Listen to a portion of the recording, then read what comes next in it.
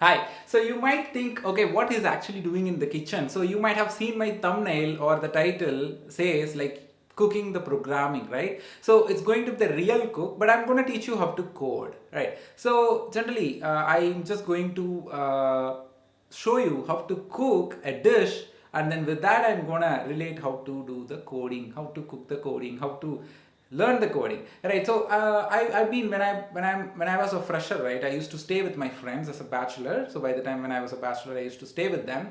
So I do have to cook like at least 3 times in a week, or either a dinner or a breakfast. So whenever like I learn something, I used to relate it with my cooking, because that's the only way I used to learn stuff. So during from my school days, college days, I used to learn the things by comparing it in the real time. So now I'm going to show you how to cook and then how to code, and the concepts whatever I'm going to teach is going to be the common concepts across any programming language that you take. So you can just imagine this is going to be the Python or Java or C++, whatever it is, so you can able to relate it. Okay, before I start, let me just tell you what is the ingredients and the dish name. So I'm just going to do a paneer fry. So and we need to know what are all the ingredients. A plan has to be get created, right? So if you see, I have chili powder, and then I do have the salt, and then I have oil here, and then I have the paneer. I just got only 4 pieces. Okay, so now I have to first do some shopping for this ingredients, right? So just imagine I'm just asking to the shopkeeper that I need oil for 10 meter, right? So here the statement is wrong. So you cannot like measure it with a meter, right? You cannot measure with the oil as a meter. And you know, I'm asking this salt, 2 liters of salt I need. So you cannot measure this as 2 liters, right? So you have to give the appropriate type of the data.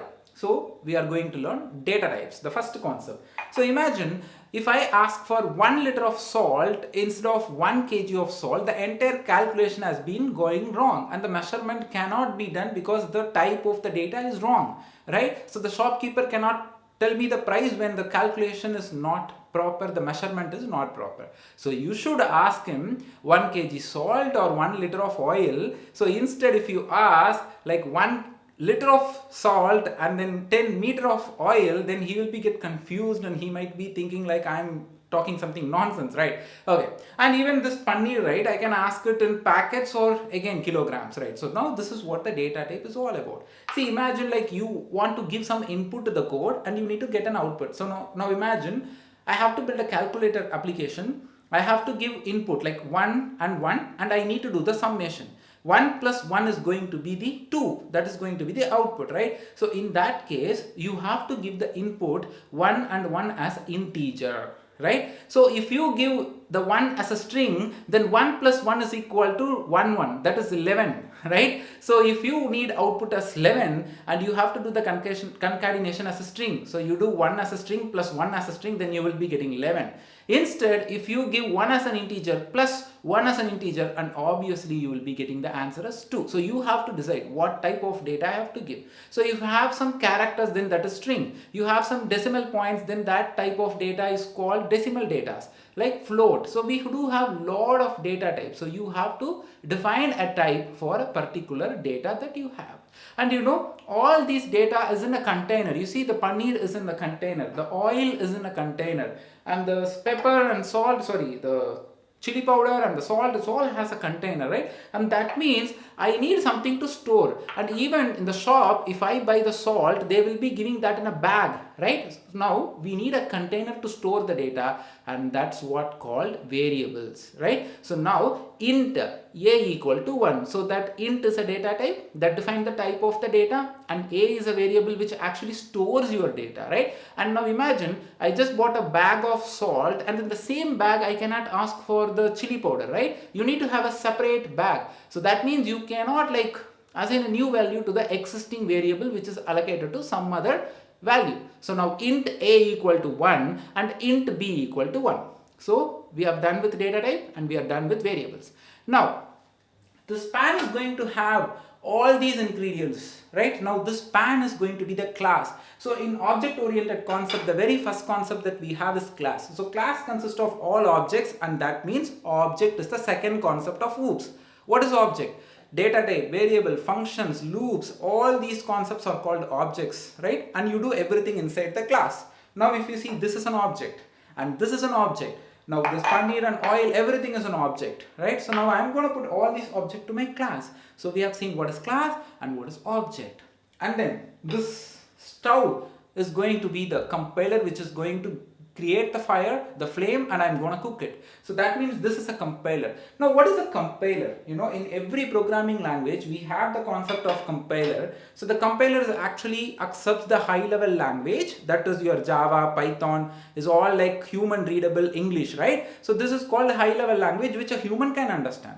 Now what the compiler will do, Python has a compiler and Java has a compiler, all language has a compiler, and this compiler will convert the high level language to low level, otherwise called as mission understandable language. So this compiler will take all my input and then finally it gives me the paneer fry as an output, right? Fine. So now we have seen what is compiler, what is data type, what is variable, what is class, and what is object. Now let me start the process. Now I have the paneer here and I'm just going to add a little bit of chili powder, and I have added, right? So I'm just going to taste it and I feel like it is less spicy, and that means I'm going to add more to it. If I felt no, this is over spicy, then I'm not going to add anything, and that's where we're going to see what is if else condition. So if it is too spicy, then don't add, else add it. So you have if and else, right? So we have learned what is if else condition. No, I just want to add salt to it. So let me add some salt. Okay. Now I'm just calling to my mom and I'm asking mom, like, how many tablespoons of salt has to be get added to it? And my mom says 10 tablespoons. No, obviously we cannot add 10 tablespoons of salt, but I'm just saying for an example. So that means I'll be keep on adding the salt till I reach 10, the number of spoons, right? And that means it's a looping. You are just doing a loop, right? So till you reach the count of 10, you will be keep on adding the salts to it. So that means loop. So we have done with the loop. So either you can use for loop or while loop, but you are looping this stuff. Now I have added all the ingredients here. Now what I'm going to do, I'm going to process it. That is, I'm going to mix all of this, right? And then I'm going to start my compiler, right? I'm going to start my compiler. Okay, I just still have my one ingredient, which is an oil. So let me add some oil to it. Okay, I've added. Now I'm just going to put everything into my class. Okay, yes.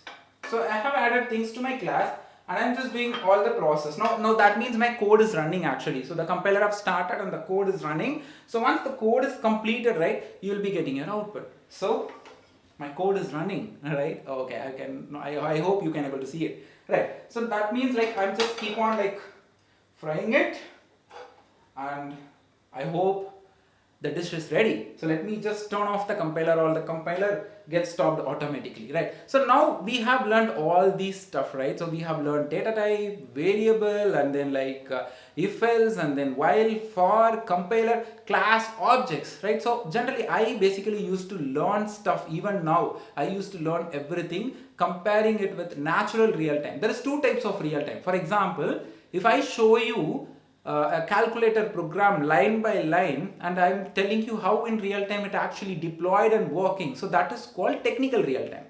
I am just connecting all these with like cooking or something, some other natural activities. I'm just connecting that and I'm showing you the concept, right? And that is called natural way of learning with real time, right? So this is natural way of learning real time. It's not technical real time, right? So I hope you really like this video. Please do subscribe my channel and forward this to your friends and colleagues, and do follow in my Instagram. My Instagram page is thedatatech.in.